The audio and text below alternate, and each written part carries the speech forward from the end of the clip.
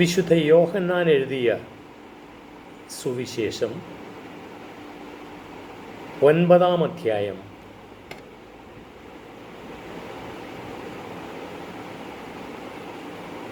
അവൻ കടന്നു പോകുമ്പോൾ ജന്മനാ അന്ധനായ ഒരുവനെ കണ്ടു. ശിഷ്യന്മാർ യേശുവിനോട് ചോദിച്ചു, റബ്ബി, ഇവൻ അന്ധനായി ജനിച്ചത് ആരുടെ പാപം നിമിത്തമാണ്?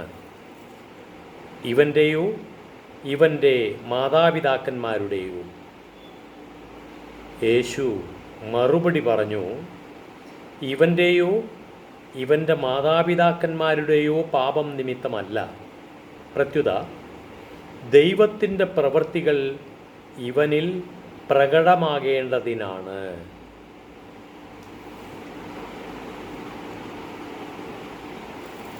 പല വിധത്തിൽ അന്ധത ബാധിച്ച ഒരുപാട് ജനങ്ങളുണ്ട്.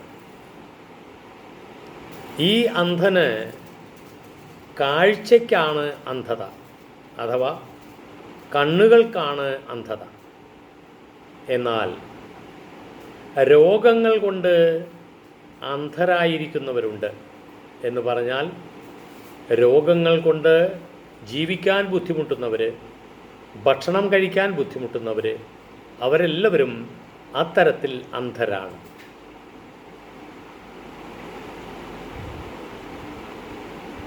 പണം കൊണ്ട്, സാമ്പത്തിക ബുദ്ധിമുട്ട് കൊണ്ട് അന്ധത ബാധിച്ചവരുണ്ട്.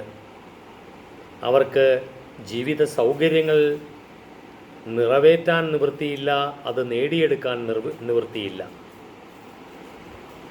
അങ്ങനെ പല വിധത്തിൽ ജീവിത ക്ലേശങ്ങൾ അനുഭവിക്കുന്നവരൊക്കെ നമുക്ക് വളരെ വ്യക്തമായി മനസ്സിലാക്കാം, അവർ ഓരോ തരത്തിൽ അന്ധരാണ്. ഈ അന്ധത നീക്കുവാനാണ് ദൈവത്തിലേക്ക് ആശ്രയിക്കൂ എന്ന് യേശുനാഥൻ പറഞ്ഞു വരുന്നത്. ആ യേശുവിനെ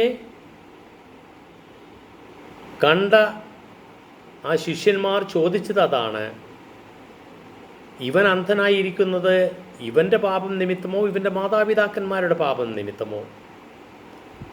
അതല്ലെങ്കിൽ ഇവന് സാമ്പത്തിക ബുദ്ധിമുട്ടുള്ളത് ഇവൻ്റെ തെറ്റുകൊണ്ടാണോ ഇവൻ്റെ മാതാപിതാക്കന്മാരുടെ തെറ്റുകൊണ്ടാണോ? ഇവന് ഈ രോഗം വന്നിരിക്കുന്നത് ഇവൻ്റെ തെറ്റുകൊണ്ടാണോ മാതാപിതാക്കന്മാരുടെ തെറ്റുകൊണ്ടാണോ? അല്ലെങ്കിൽ ഇവന് അനുഭവിക്കുന്ന ക്ലേശങ്ങൾ ഏത് വിധത്തിലുള്ളതായിരുന്നാലും അത് അവൻ്റെ കുറ്റം കൊണ്ടാണോ മാതാപിതാക്കന്മാരുടെ കുറ്റം കൊണ്ടാണോ എന്നാണ് ശിഷ്യന്മാർ യേശുവിനോട് ചോദിച്ചത്.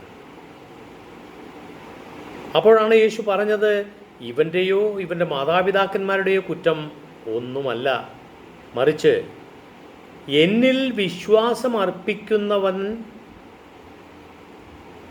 ആ സമയം തന്നെ രക്ഷപ്പെടും. അവന് കാഴ്ച കിട്ടും, അവൻ്റെ അന്ധത മാറും.